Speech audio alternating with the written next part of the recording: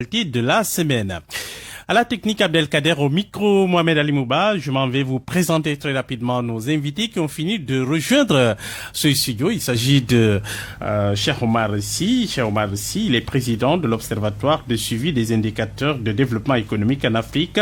Maître El-Hadj Ayeboun Malik Diop, secrétaire général du Sud-Just, syndicat des travailleurs de la justice. Bonjour messieurs. Bonjour Alimou, merci beaucoup pour l'invitation et c'est tout un plaisir d'être avec Monsieur Ayo sur ce plateau-là pour discuter un peu des enjeux actuels du pays. Maître bonjour Mohamed Alimou, bonjour. Vous entendez souvent à la radio. C'est toujours un plaisir de vous écouter, mais aujourd'hui c'est un honneur d'être là dans cette émission de haute facture. Et qui est très suivi par les Sénégalais. Je crois que ça sera une opportunité pour les travailleurs de la justice de bien se faire comprendre. Très bien. Alors, après la décision de la Cour suprême confirmant sa condamnation, Ousmane Sonko s'en est violemment pris à la magistrature. Il dénonce des magistrats aux ordres et promet de rouvrir tous ses procès. Une posture qui, décidément, fait trembler l'équilibre républicain et provoque par ailleurs des remous jusque dans l'opposition, où certains appellent à sa démission. Dans le même temps, le bras de fer entre le ministère de la Justice et les greffiers du Sud-Just se durcit alors que le syndicat promet d'intensifier la lutte pour un réalignement statutaire. Le ministre brandit des conditions préalables. Pendant ce temps, la machine judiciaire ralentit et les usagers de la justice sont légers, vous le sentez chaque jour. Sur le terrain sécurité, par ailleurs, les bavures policières alimentent colère et indignation. Le Premier ministre promet une réforme de la formation des forces de l'ordre, mais des voix s'élèvent pour dénoncer une fuite en avant. Le problème n'est pas forcément dans les écoles de police. Remue-ménage qui démarre donc à l'instant avec des questions lourdes, des enjeux brûlants. Deux invités, j'ai fini de les présenter. Cheikh Omar Sy, question ciblée, question pour vous très rapidement. Monsieur Sy, qu'avez-vous pensé en entendant, en écoutant le Premier ministre Ousmane Sonko? Vous l'avez entendu qualifier publiquement certains magistrats d'une certaine façon de corrompus. Alors, est-ce une posture de rupture ou une dérive institutionnelle? Dites-nous. C'est plus une dérive institutionnelle qu'une posture de rupture. Il faut d'abord savoir quel Ousmane Sonko parle. Est-ce que c'est le Premier ministre? Est-ce que c'est le militant? Est-ce que c'est le chef de parti? Lui dit que il était juste citoyen. Il ne peut pas être citoyen parce qu'il est avant tout aujourd'hui une institution aux yeux des Sénégalais qui incarne la primature.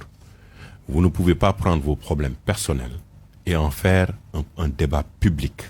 Ça, il pouvait le faire au sein de son parti, on aurait compris. Mais il ne peut pas prendre sa posture aujourd'hui de Premier ministre, de s'adresser au ministre de la Justice, de torpiller, même menacer les magistrats, les juges sur un dossier personnel et vouloir en faire un dossier national. C'est pas bon. C'est pas une posture que le Premier ministre Ousmane Sonko doit avoir. Il doit avoir de la retenue. Il doit avoir aussi de la mesure. Parce qu'aujourd'hui, de sa posture de Premier ministre, quand un dossier a été traité devant la justice, vous ne pouvez pas vous permettre de vous mettre devant tous les Sénégalais et de menacer des institutions. Il a tellement menacé les institutions qu'il a lui-même fragilisé l'exécutif, où il est membre. Il n'y a même pas 2 semaines derrière, il s'est attaqué au directeur, au PCA. Mais qui les a nommés? C'est le président de la République, avec sa signature lui-même, il a contresigné. S'il n'est pas d'accord sur certaines choses, il ne devait même pas se contresigner. Si aujourd'hui, il y a un problème, on est passé de tout le dossier aller passer par toutes les procédures judiciaires, cour d'appel et tout ça là pour arriver à la Cour suprême. La Cour suprême a confirmé tout ce que les autres ont dit. Mais je pense que s'il y a des choses à dire, il n'a qu'à dire à ses avocats et de voir, mais c'est pas fait du chantage. Il a dit clairement qu'il veut qu'on rouvre son procès. Oui, mais Alimou. Parce que tout simplement, il a des choses nouvelles à produire. Oui, mais Alimou, il n'a qu'à le faire dans la discrétion de la justice et dans la discrétion de l'administration. On n'a pas besoin de le savoir. Nous, ce qui nous inquiète, c'est l'économie. Il a des éléments nouveaux à produire. Oui, mais même s'il a des éléments nouveaux, le rapport a été brandi combien de fois, n'a jamais été publié. J'ai le rapport, je le brandis. Mais qui a vu le rapport? Mais pourquoi vous ne l'avez pas donné en premier lieu? Ça aurait vraiment servi à couper le débat et condamner peut-être Mambogne. Mais c'est la justice qui a décidé. Mais nous, on n'a pas besoin de savoir. quand on a les djihadistes à nos portes à 2 kilomètres, quand on a qui ont attaqué économie, cette semaine, non? Oui, qui ont attaqué cette semaine. Localité qui est à la lisière. À 2 kilomètres de la lisière. Quand on a notre économie qui est en pause et qui est en récession. Quand aujourd'hui on a 119% de dette, on est parmi les 15 pays les plus endettés. Il y a des enjeux plus importants pour nous. Quand on doit organiser les JOJ qu'on ne sent pas actuellement se dérouler. Ça, c'est vraiment le sujet sur lequel on doit débattre. Mais les dossiers personnels du Premier ministre Ousmane Sonko ne devraient pas nous concerner au point où il sort et il fait des menaces contre la justice. Le dossier a été jugé. Il n'est pas le seul. Il y a d'autres Sénégalais qui ont été jugés.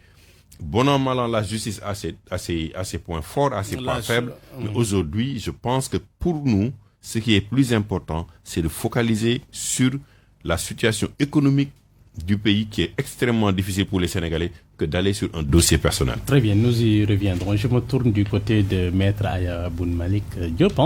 Vous êtes greffier du coup acteur de la chaîne judiciaire, on le dira. Que provoque ce genre de discours dans les tribunaux que vous fréquentez tous les jours?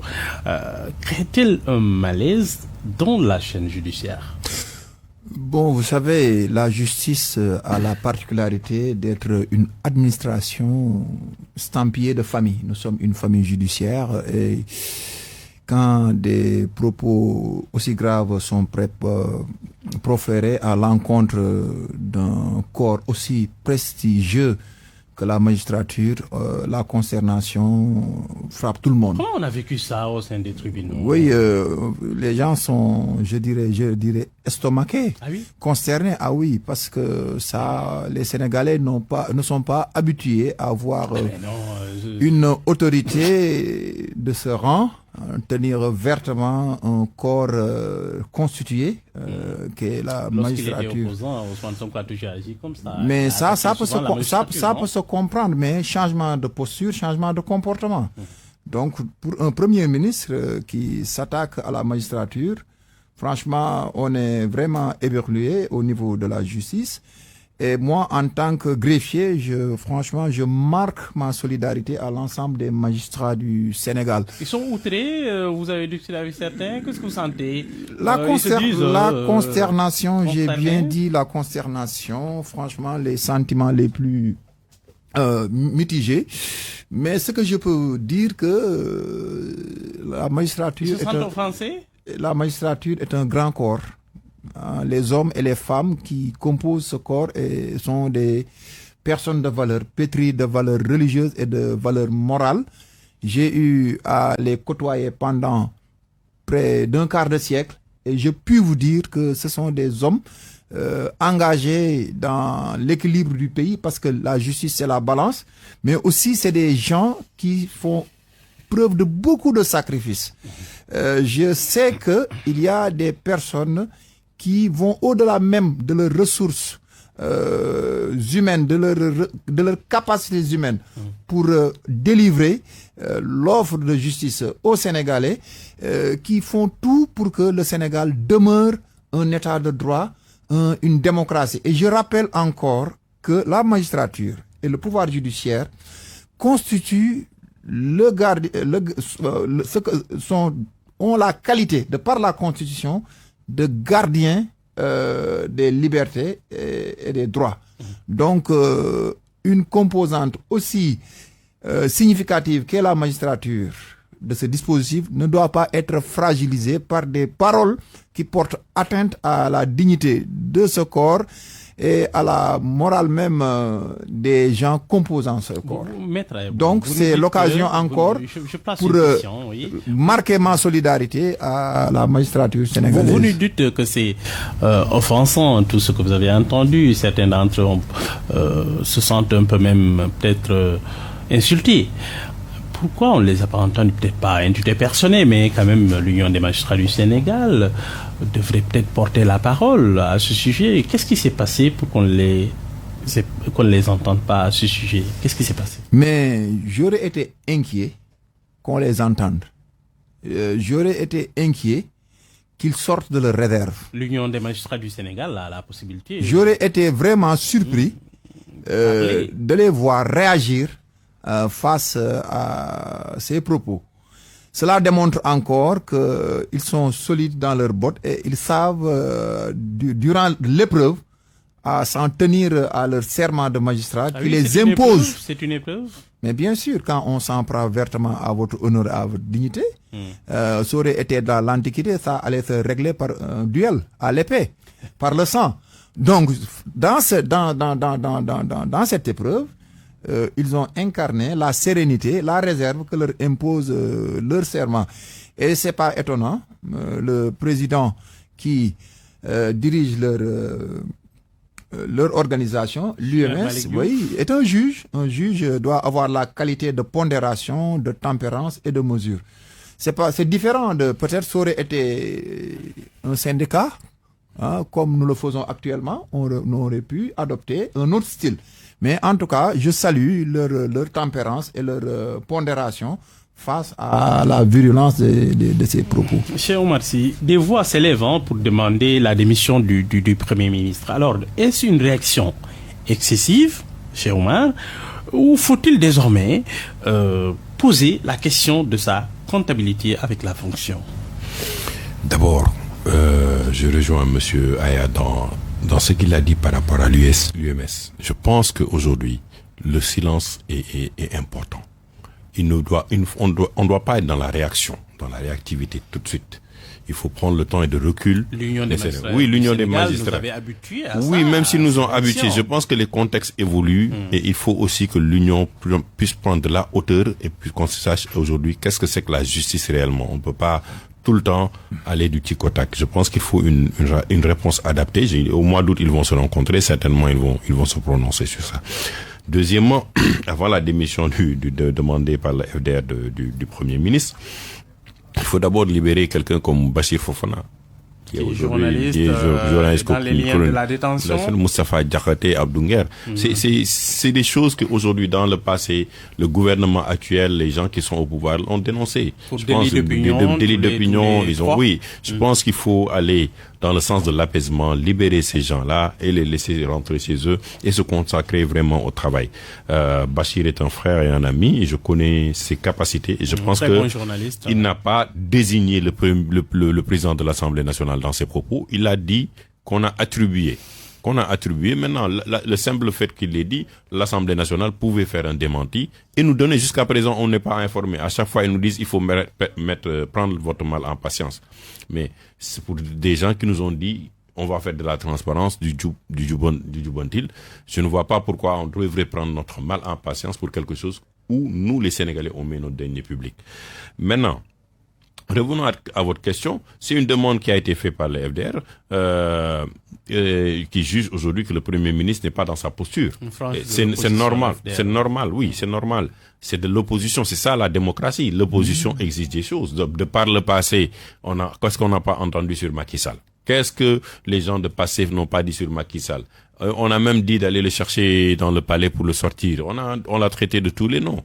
Donc la démocratie, c'est aujourd'hui tu es dans une posture forte, sauf demain tu n'es plus. Mais moi, jusqu'à présent, je voudrais savoir qu'est-ce que concrètement le gouvernement a posé comme acte. Dans ce sens, comme je dis, c'est même gênant pour des ministres qui sont avec lui, même gênant pour des gens qui sont dans son propre parti de voir un certain comportement que je juge pour moi trop personnel, trop ancré sur sa personne. Il y a des ministres qui font l'effort vraiment, qui essayent de faire le maximum pour travailler. Mais tout le travail est concentré par. Je donne un exemple.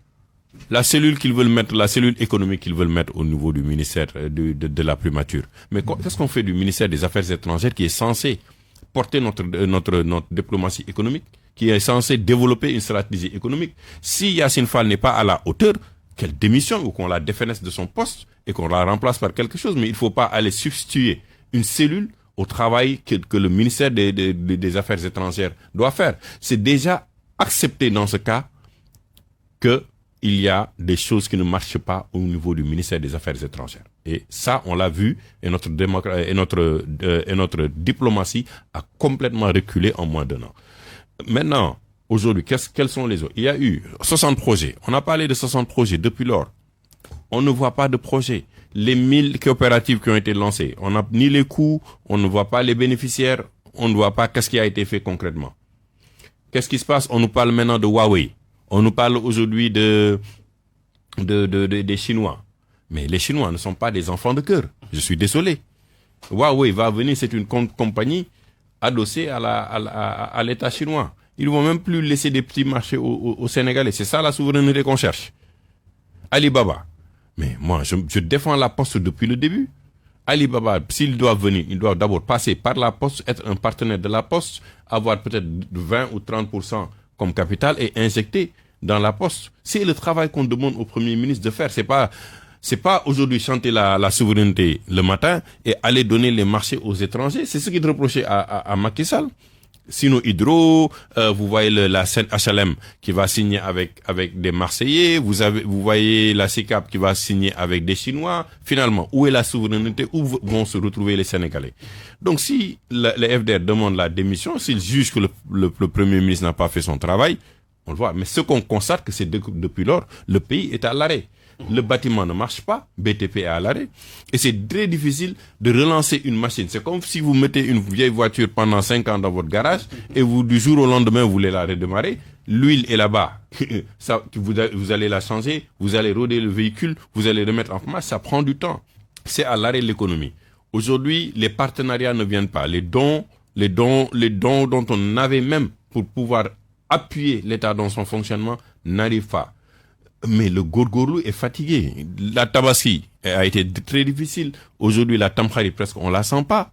Donc, c'est des choses sur lesquelles aujourd'hui le Premier ministre devrait se focaliser. Mais à l'heure actuelle, les Sénégalais se posent la question réellement, qu'est-ce qui a été encore posé comme acte réel, peut-être à travers la justice, les gens qui ont été arrêtés de droite à gauche, mais dans l'économie réellement, il y a beaucoup de promesses. Le président de la République appelle, recommande, et à chaque jour, il y a une concentration du pouvoir au niveau de la primature, mais qui étouffe le fonctionnement de l'État. Absolument. Alors, une question avant peut-être d'ouvrir sur les autres questions et d'évoluer.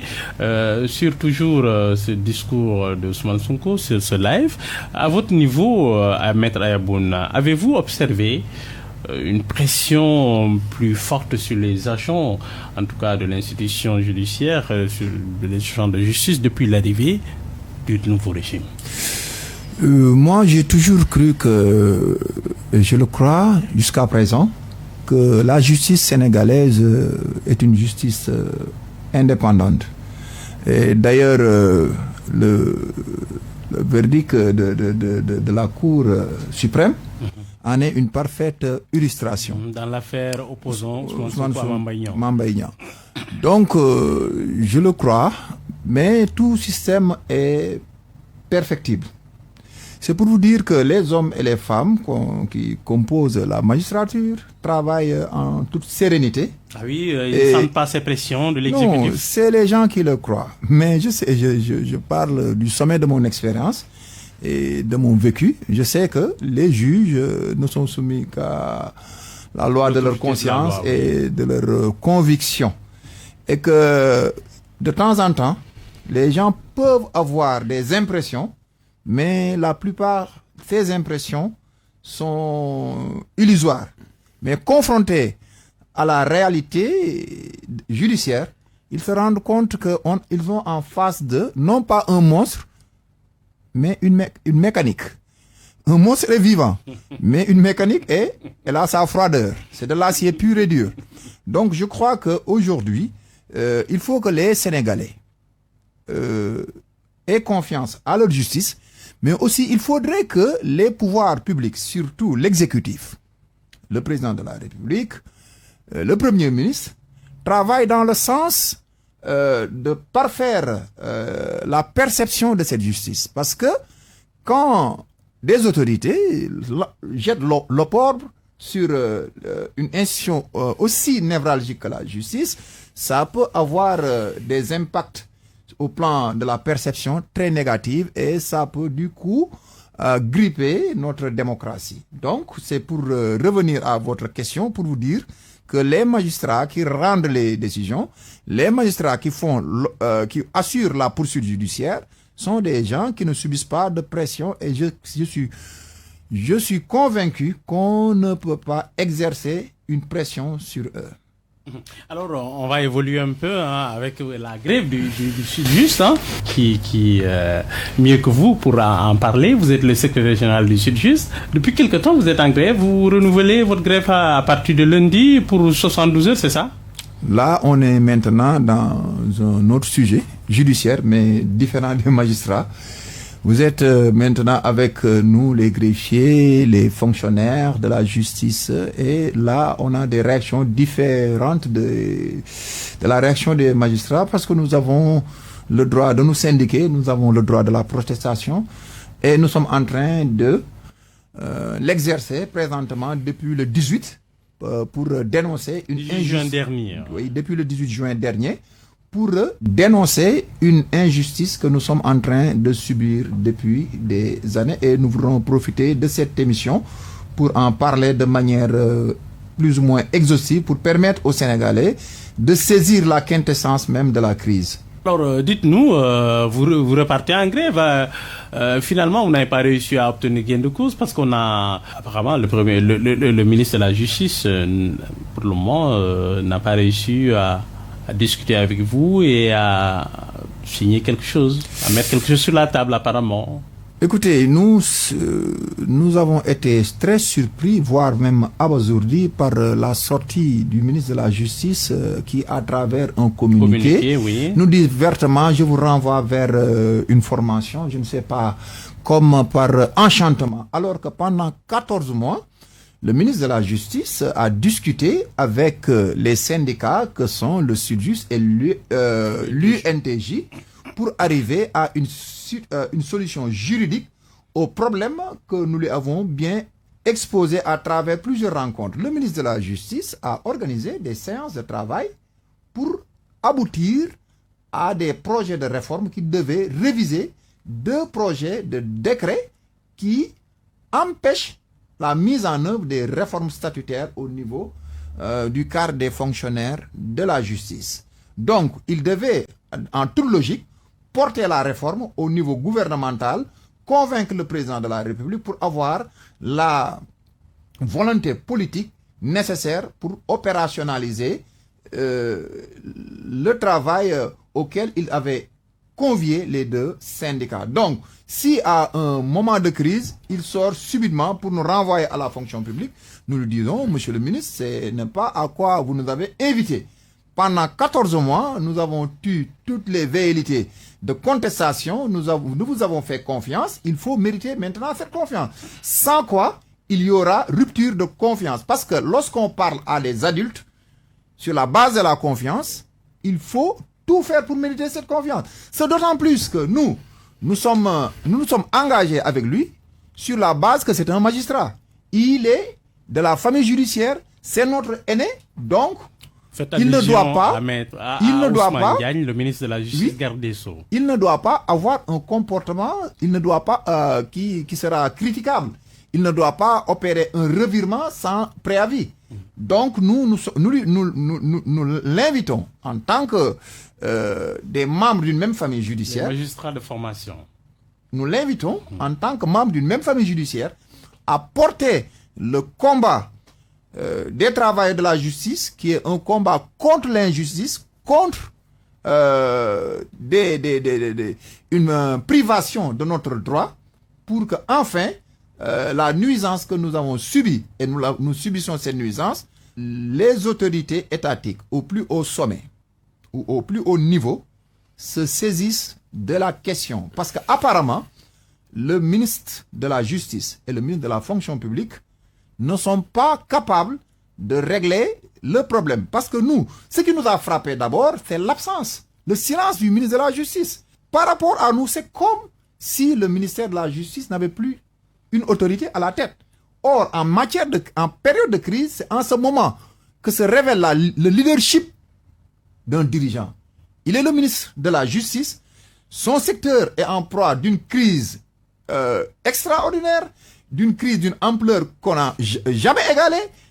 Il devait révéler sa capacité à manager une crise et ne pas afficher une posture qui, à la limite, est très proche du pilatisme C'est-à-dire, si je devais dire en wolof, mais donc c'est pas la bonne posture. Aujourd'hui, il devait se saisir bien de la question, parler au Premier ministre, parler avec le président de la République pour que la volonté politique puisse rejaillir afin qu'on dépasse cette crise. Jusqu'où êtes-vous prêt à aller? Mais, Alimou, nous sommes un syndicat, nous sommes rompus au combat syndical, nous l'avons fait dans le passé, nous allons nous battre pour imposer le respect à notre droit.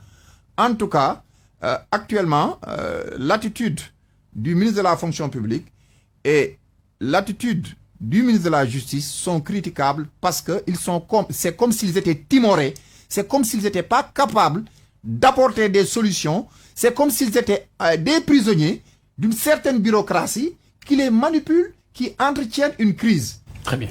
Alors, cher Omar, si je me tourne de votre côté, que révèle cette crise, selon vous, sur le rapport du nouveau pouvoir avec le Fonds social? Je rappelle que vous avez été dans les coulisses du pouvoir. Non, j'ai pas été dans les coulisses. L'État, peut-être, de coulisses de non, l'État. j'étais parlementaire, Pensez-vous un peu que est-ce que pensez que ce gouvernement a suffisamment de bagou pour pouvoir faire face un peu au Fonds social qui se réchauffe partout là? On voit la justice, peut-être la santé, l'éducation. Oui, mais comme vous le savez, quand une crise il faut du leadership pour régler la crise. Il faut que quelqu'un s'en prenne la crise en... La justice, c'est pas n'importe quoi. La justice est là, la santé est là, l'éducation est là.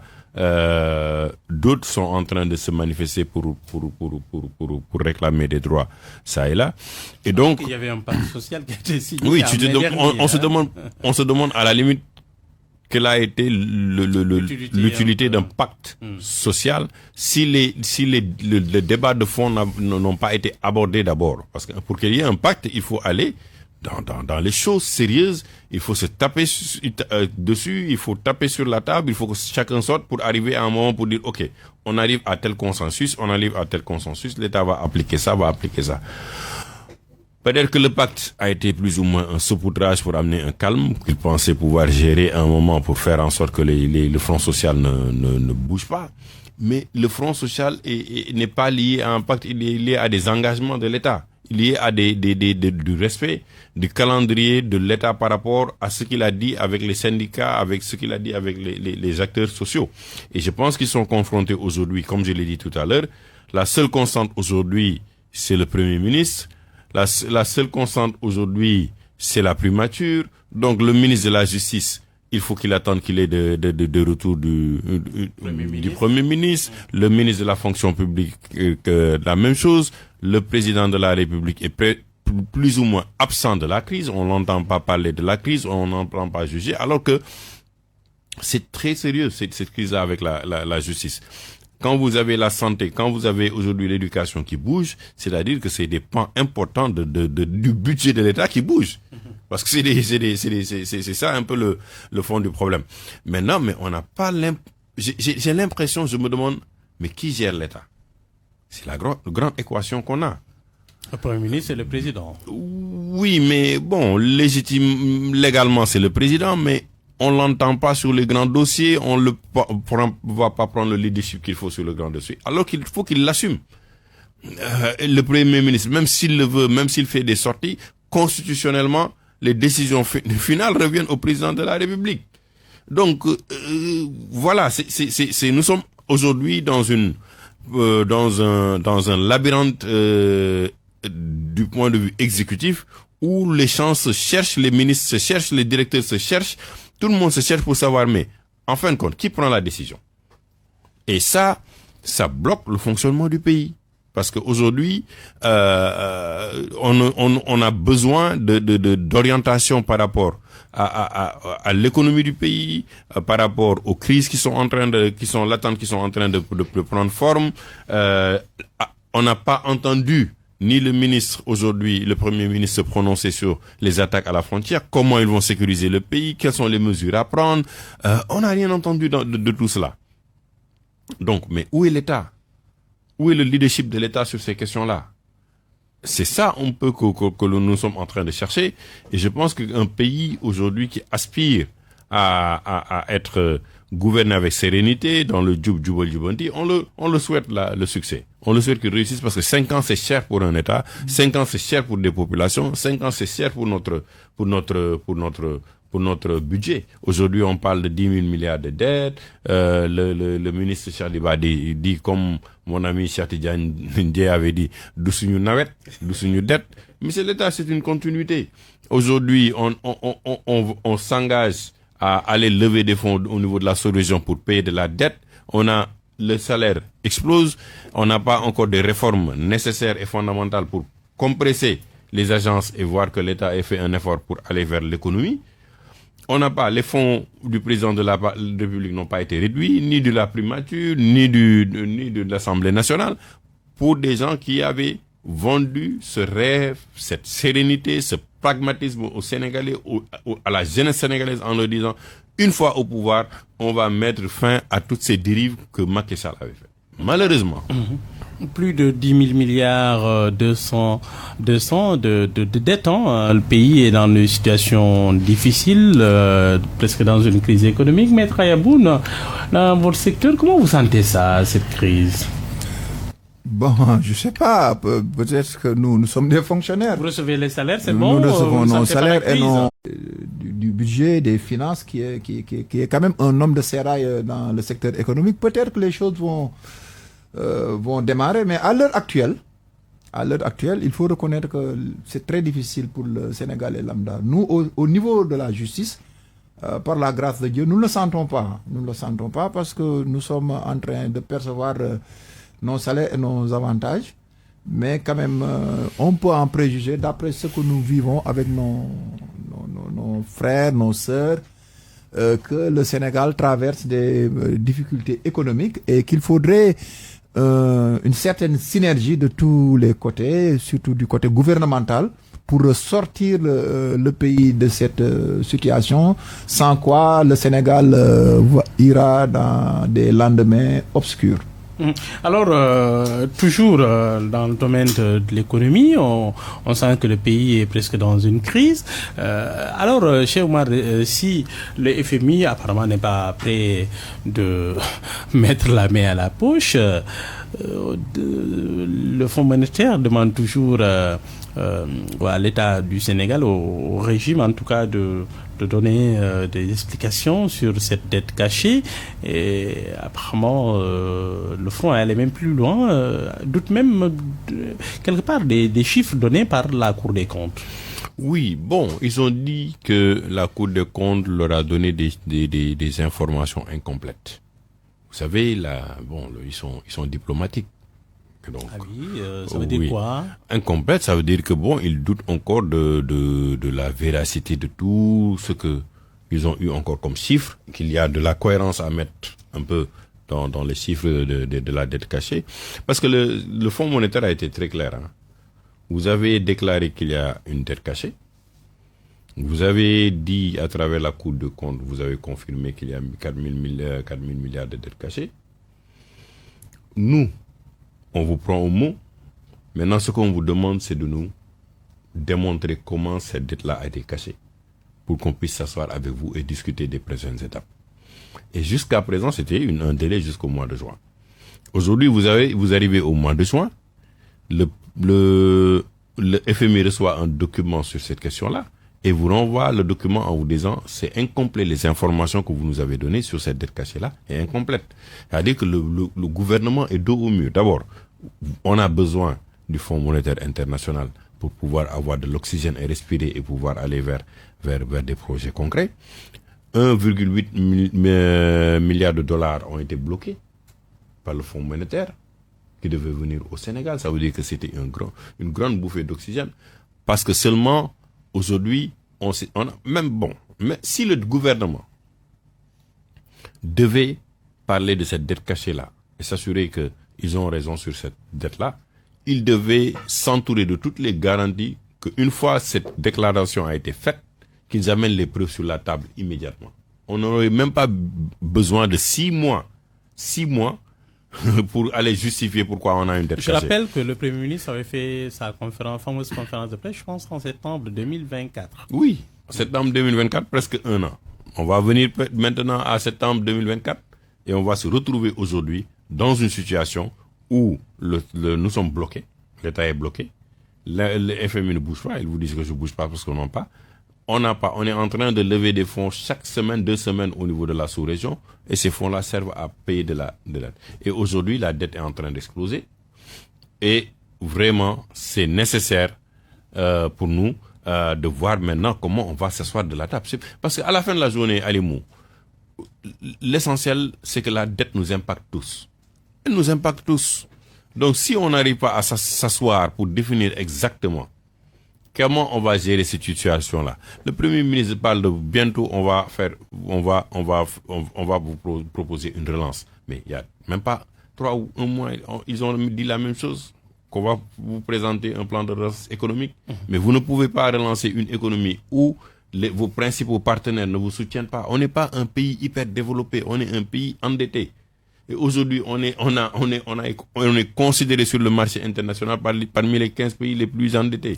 Donc ça impacte aujourd'hui notre développement. Ça impacte nos objectifs de développement durable, comment on va les atteindre. Ça impacte notre éducation, notre santé. L'USAID est parti.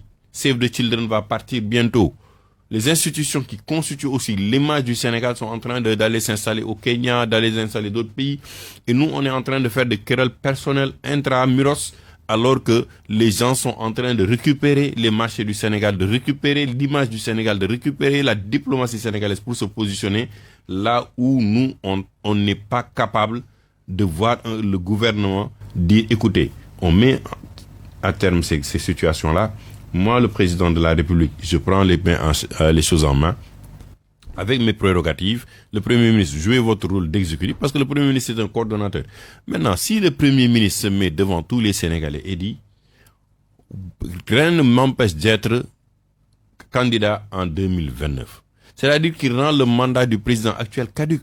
Ça veut dire que pendant 4 ans, on ne va plus rien gérer que de voir comment faire pour que le Premier ministre soit candidat. Est-ce qu'on a le luxe d'entrer dans ce type de débat? Dès qu'il l'a déclaré, c'est que encore il a renforcé dans l'état d'esprit des investisseurs, des partenaires sociaux et autres, que le président actuel que vous voyez en train de défiler n'est pas capable de régler les choses, parce que moi, en tant que Premier ministre, je vais tout bloquer le temps que je devienne président de la République. On n'a pas ce temps-là et on va pas attendre. Les Sénégalais ont des urgences, les jeunes ont des urgences, le secteur informel a des urgences, le pays doit bouger, mais on ne va pas bloquer le pays. Et on ne va pas l'accepter pour que quelqu'un dise que moi, personnellement, je vais tout bloquer pour être candidat en 2029. Et ça, on attend aujourd'hui une posture présidentielle de Bassirou Diomaye Diakhar Faye, ou sinon le président démissionne et dit bon, moi je suis plus en mesure de le faire, on reprend les élections. Si Ousmane Sonko est élu, au moins on sait qu'on a un président de la République et la décision est claire. Donc on va évoluer, peut-être terminer par le dernier sujet sur la sécurité et les bavures policières et la réforme annoncée par le Premier ministre du Sénégal, Ousmane Sonko, après des cas de bavure constatés à Dakar et dans le nord du pays, à Rosso plus précisément. Le Premier ministre propose une réforme de la formation des forces de défense et de sécurité. Est suffisant selon vous, Maître Ayaboun?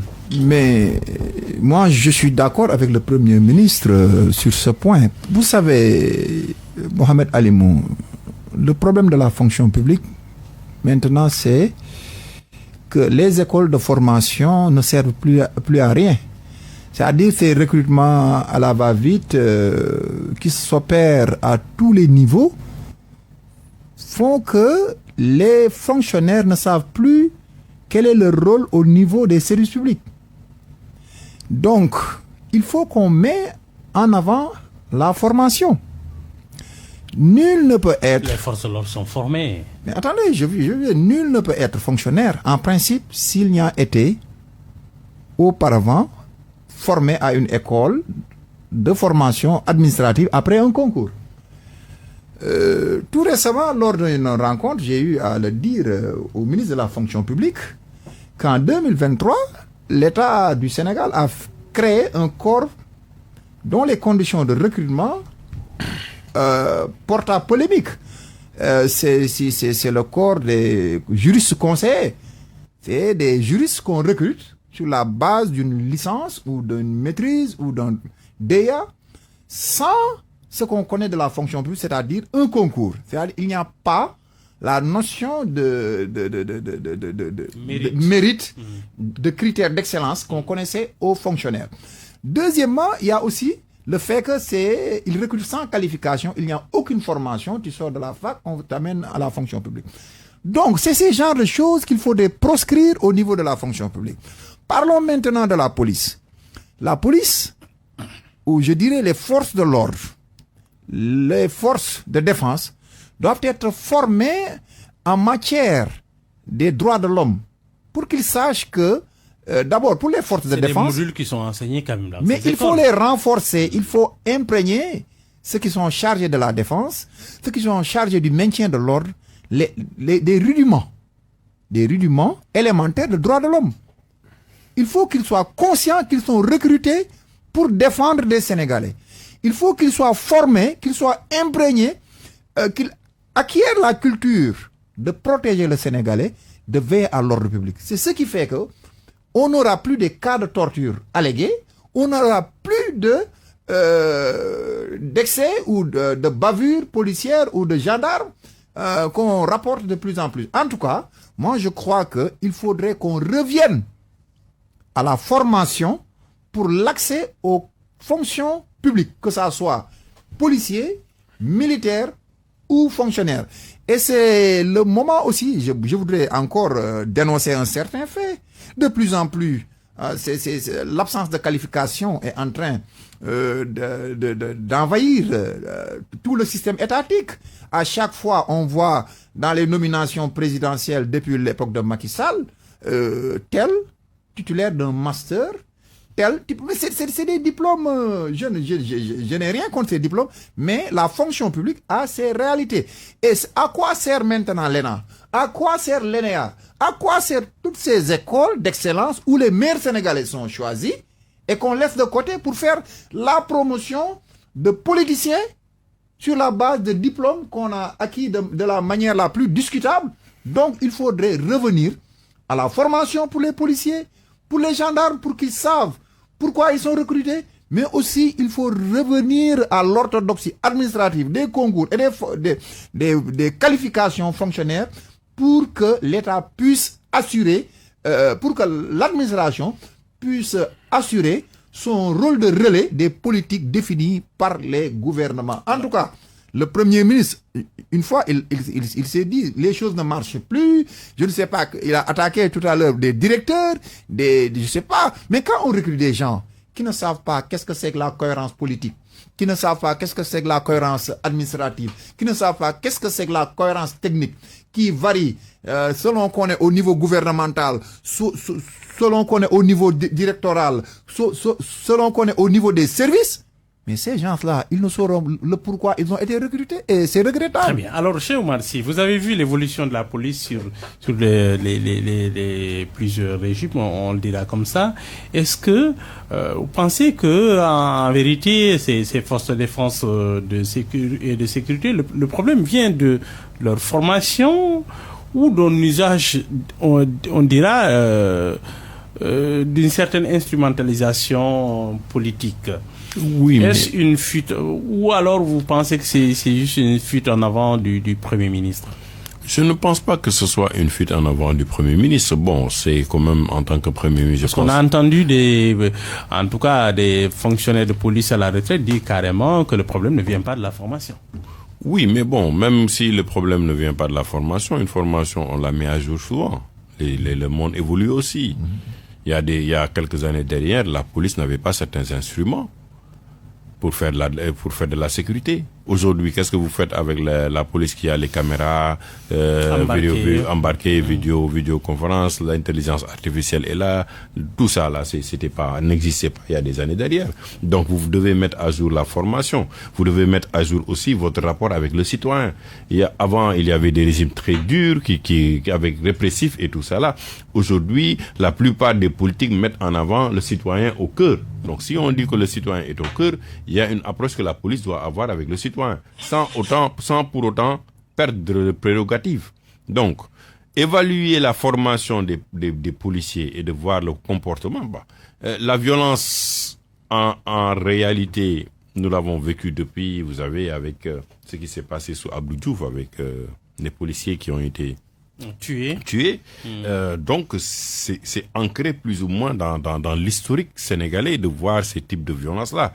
Et on a vu aujourd'hui, depuis le régime Mouad, après Ba qui est venu et passé, on a vu aussi le niveau de répression qu'il y a eu.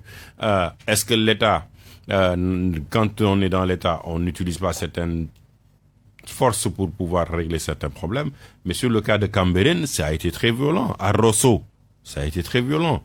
Aujourd'hui, il faut qu'il y ait une certaine approche par rapport à la gestion des conflits avec les citoyens pour éviter d'avoir des morts. Ça, c'est important. Comment le faire? C'est de la formation qui va te le donner, c'est de la mise à jour qui va te le donner.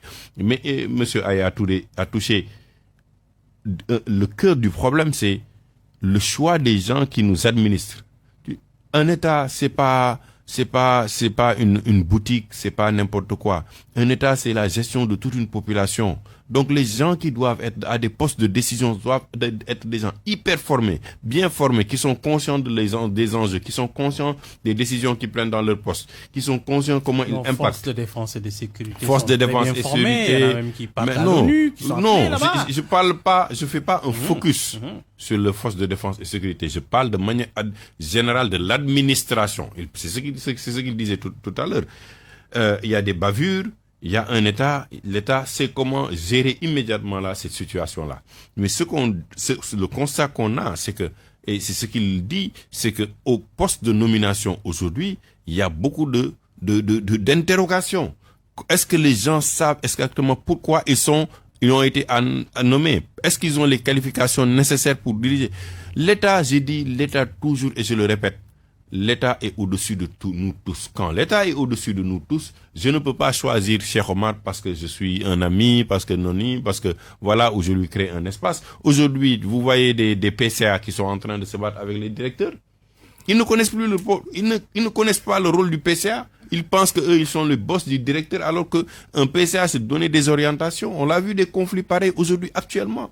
Des PCA qui ne parlent pas avec le directeur. Pourquoi? Vous avez vu ça où? Non, mais au Grand Théâtre, ici, on l'a vu, on l'a lu dans la presse. On l'a vu aujourd'hui. Donc, c'est pas seulement appeler à une rupture, dire qu'on va, non. La rupture, même quand elle a lieu, elle se fait dans des conditions de renforcer l'administration dans ses prérogatives et de faire que le citoyen sente qu'aujourd'hui tout le monde est justiciable, tout le monde est égal devant la loi, mais aussi que l'économie dans laquelle il évolue, il y a une évolution positive. Mais ça, si on ne l'a pas, et si on a vendu un projet qui a du mal à prendre, parce qu'on ne sait pas par où le projet commence. Même eux, ils sont perdus dans leur projet aujourd'hui. Ils peuvent pas te dire, aujourd'hui, on est des alliés de la Chine, demain, non. Je vous donne un exemple. Il y a 2 semaines, même pas. Le Premier ministre, à cause des visas, tape sur les États-Unis. 1 semaine après, notre président est invité aux États-Unis. Il faut qu'il y ait une intelligence de voir qui sont nos alliés. Et nous, on n'est pas dans l'émotif, on est dans l'intérêt de l'État d'abord et qui nous sommes. Aujourd'hui, Trump, il va aller dans son intérêt propre. Il nous a pas invités parce qu'il a nos beaux yeux, il nous aime. Il nous a invités parce qu'on a du pétrole et du gaz et que notre position en Afrique est stratégique. Il va en tirer profit. C'est ce qu'il a fait en RDC. Il a dit, donnez-vous de vos ressources naturelles et on vous garantit la paix avec C'est un homme d'affaires avant tout. C'est un homme d'affaires avant tout. Il connaît ses intérêts. Donc nous, il faut aussi qu'on sache, c'est pas de l'émotionnel. Après, on va en Russie. Après, on sort de la Russie, on retourne ailleurs. Ça ne donne pas de lisibilité aux acteurs. Ça ne donne pas de lisibilité aux entrepreneurs. Et je le dis pour terminer, il faut qu'on fasse attention à l'ouverture de notre économie. Oui, Mercedes, c'est bon, mais on a vu Serigne Mboup, CCBM, qu'est-ce qu'il a dit? Si vous donnez ces petits marchés au Sénégal là, à des mastodontes, on a eu l'expérience de Orange aujourd'hui, qui a utilisé le Sénégal pour s'ouvrir sous la région. Aujourd'hui, vous ouvrez la porte à Huawei, à Alibaba, aux autres, ils vont prendre le Sénégal comme point de départ, ils vont entrer, ils vont s'en aller, sans que le Sénégal n'en tire profit. Aujourd'hui, nous devons avoir un contenu local réel dans tous les secteurs de l'activité. C'est-à-dire que si un pan stratégique de notre économie doit être développé par quelqu'un, le secteur privé national doit être au cœur des négociations. Mais c'est pas le gouvernement qui va aller voyager et revenir et nous dire nous allons ouvrir une telle usine ici. Non, c'est le secteur privé qui a accompagné le gouvernement, qui négocie et qui vient dire aux Sénégalais voici ce qu'on a obtenu avec l'appui de notre État et on va le faire et on va le matérialiser. Alors, Maître Ayaboun, un dernier mot avant de clôturer? Oui, moi, en ce qui me concerne, je voudrais appeler mes camarades travailleurs de la justice à plus de mobilisation et à se battre pour le respect de leurs droits et à faire cesser cette injustice qu'on a subie depuis des années du fait d'une bureaucratie qui nous empêche de jouir de nos acquis. Nous avons des acquis et nous ne demandons qu'à jouir de ces acquis. C'est la fin de Remue Ménage. Au micro, Mohamed Ali Mouba, la technique Abdelkader. Nous avions comme invité dans ce studio Cheikh Omar Sy, président de l'Observatoire de suivi des indicateurs de développement économique en Afrique, et Maître Ayeboun Malik Diop, il est secrétaire général du Sudjust, un syndicat de la justice, c'est cela? Oui, effectivement, nous sommes un syndicat de la justice. Il y a un autre syndicat avec lequel on est en entente, c'est l'Union nationale des travailleurs de la justice, UNTJ. UNTJ, oui. Avec qui nous nous battons côte à côte. Faire face au gouvernement. Franchement, c'est ça. Merci beaucoup à tous nos éditeurs. Nous revenons la semaine prochaine. Bonne journée. jaajëf Mohamed Talimou Ba mbokk jàngeen jëf xibaar ci gàttal ak salaamaaleykum dañ koy tàmbaleek li nga xamante ne moom la Ousmane Sonko wax démb ba mu demee ca Cambérène ngir njabooti ñi ñàkk seeni bakkan ñaar ñooñu daal gannaaw ba mu sax jéggalee njaalam Ousmane Sonko daal ne dinañu def lépp ba dëgg daal di feeñ waaye tamit képp ku ci laale ñu daal di la wan ne yow la te duñ ci protéger kenn Ousmane Sonko ñu déglu ko.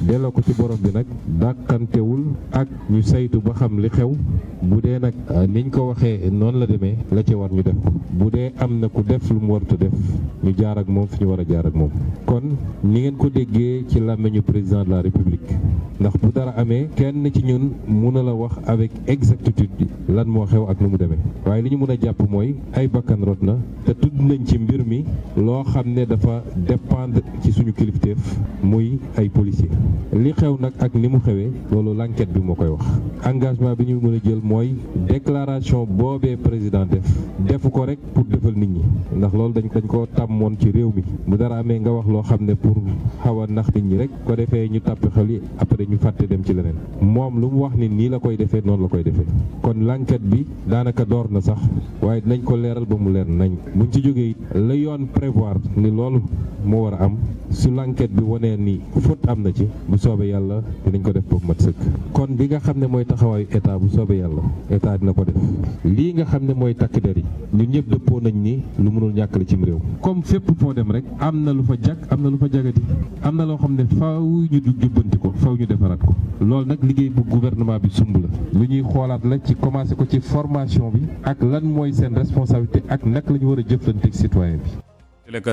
beneen délégation muy bu gouvernement bi yónnee ca Rosso Sénégal gannaaw Fatou Talla Keita naka noonee mu nekkoon ñeenti ministre jëw na kaddu kii di Yacine Fall yor affaires étrangères ne daal ñoom tamit ñu ngi ci enquête bi te dinañ ci dem ba jeex ngir dëgg daal di feeñ gannaaw Fatou kii di Talla Keita bu ñu delloo Cambérène nag premier ministre Ousmane Sonko daal yëkkati na ay kaddu gannaaw coow bi fa doon boole ñii di askan wi bu Ngor waaye tamit gendarmerie daal ne loolee saafaraam na ci ndax Ousmane Sonko daal nee na terrain boobee jox nañ ko askan wi ko doon laaj foofee ca Wakam waaye nag mouvement citoyen Ngor Debout nag àdduna ci ne président dal di Ousmane dafa daal wax na Ousmane Sonko dafa rek yem ci joxe nañu leneen ci pàcc boobee waaye daal waxul ndax ba tey ñu nga xam ñu daal di ko formalisme ñu daal di ko déggal ci ay kayit waaye loolee ba tey amul mbokk jàngeen jëf xibaar yi foofu lay buure ci gàttal jaajëf Assane Diouf ci machine bi grand jury Georges Dassa Diop ak kii di Mbaye Dione jiite secrétaire général bu AFP wutu fa Moustapha Niass lu yàggul dara jërë ngeen jëf asalaamaaleykum.